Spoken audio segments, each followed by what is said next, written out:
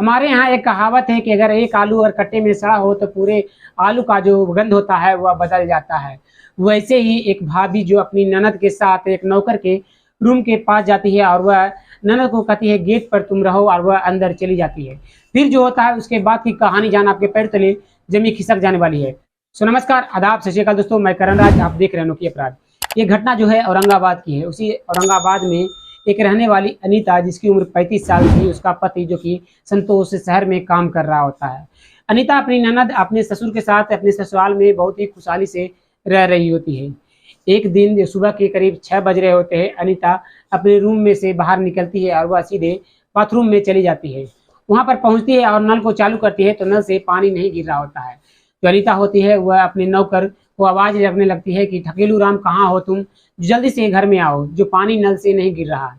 ढकेलू राम जो कि इसकी उम्र 50 साल थी, वह अनीता का नौकर था जो कि बहुत दिनों से उसके घर में काम कर रहा होता है। ढकेलू राम जाता है छत पर, टंकी में देखता है कि पानी खत्म है। वह नीचे आता है, अनीता को कहता है कि पानी जो टंकी में खत्म है, जो कल रात से लाइट नहीं आई है, जो था पानी उसमें खत्म हो चुका है। अनीता कहती है ठीक है, जो बाहर इसमें चापाकल है वहां से लाकर तुम यहाँ पर बाथरूम में पानी भरो। ढकेलू प्रसाद जाता है और जो कि बाल्टी में भर कर पानी वह बाथरूम में लाकर भरना शुरू कर देता है।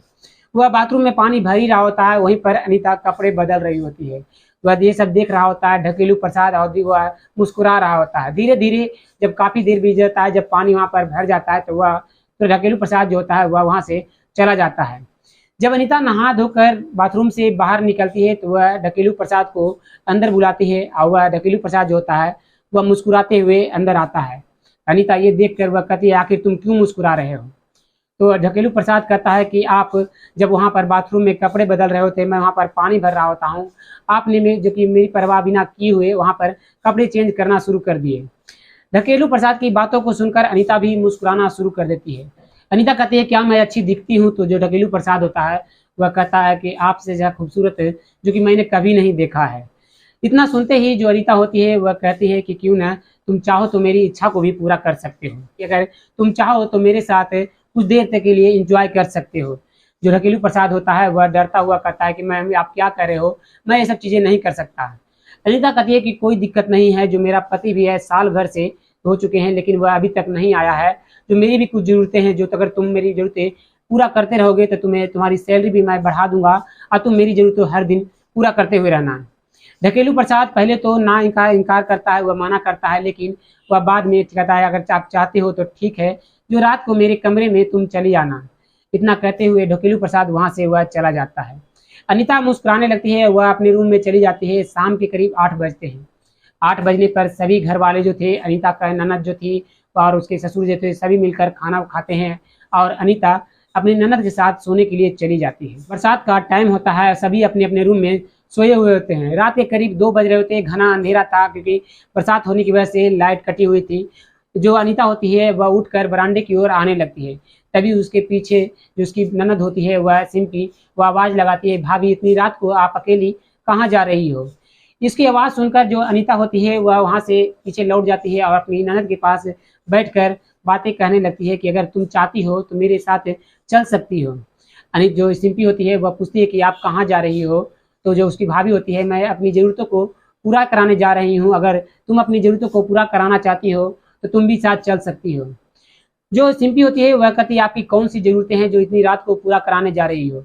जो अनीता होती है वह कहती है कि ये तुम्हारा भाई है जो साल भर से यहाँ नहीं आया है, मेरी भी कुछ ज़रूरतें हैं, जो मेरी भी चाहत है, जो वह छोड़कर मुझे चला गया, मुझे लेकर भी नहीं जा रहा है, जो इसलिए मैं अपनी ज़रूरतों को पूरा न कराने हर रात को मैं जाया करती हूँ। जो सिंपी होती है वह कहती है कि किससे जाती हो। तो जो अनीता होती है वह कहती है कि ठीक है, अगर तुम चाहती हो अपनी ज़रूरतों को पूरा कराना तो मेरे साथ चलो। जो तुम चुपचाप से चलना, उसे पता नहीं चलना चाहिए कि तुम मेरे साथ आई हुई हो। वहाँ से सिंपी और अनीता रात के अंधेरे में घर से बाहर निकलते हैं और खपड़ेल घर जो कि बाहर में छोटा सा घर था, उसी घर के पास जाकर जो अनीता होती है वह कुंडी को बजाना शुरू कर देती है। अंदर से दरवाजा जो कि ढकेलू प्रसाद खोलता है और वह अनीता अंदर चली जाती है।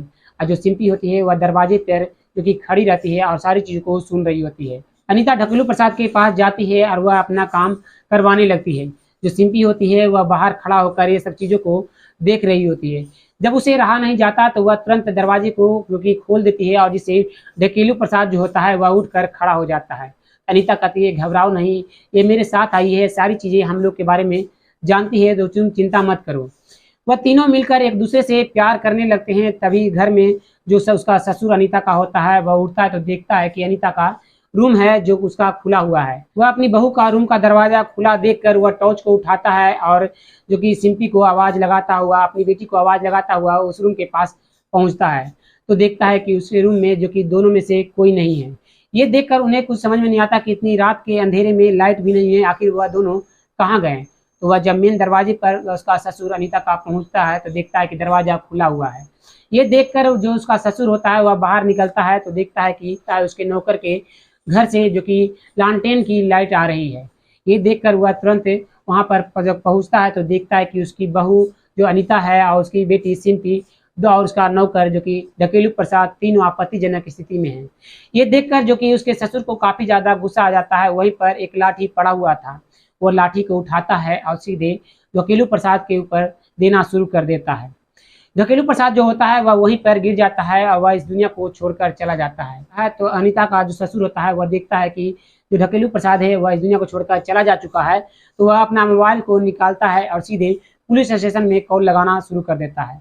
पुलिस से उसके कुछ देर बाद ही वहां पर पहुंचती है और ढकेलू प्रसाद का जो कि बॉडी को पोस्टमार्टम के लिए भेज देती है और अनीता के ससुर को गिरफ्तार कर लेती है और उन दोनों का भी बयान को नोट कर लेती है। तो दोस्तों, इस घटना में आपको किसकी गलती लगती है?